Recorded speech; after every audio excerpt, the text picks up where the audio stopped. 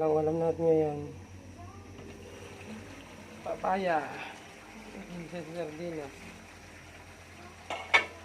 May talbos ng kamote.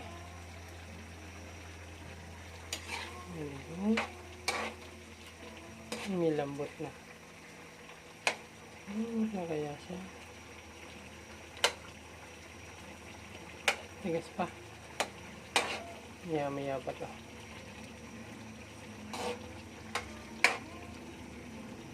Yan ang ulam natin ngayong hapunan. Ito na adobong baboy sa pritong manok. Ngayong gabi, maggulay naman tayo.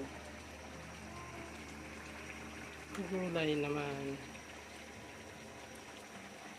Makita yung taklog.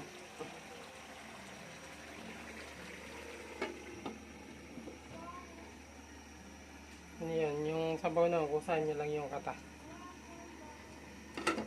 Yung isang katas niya.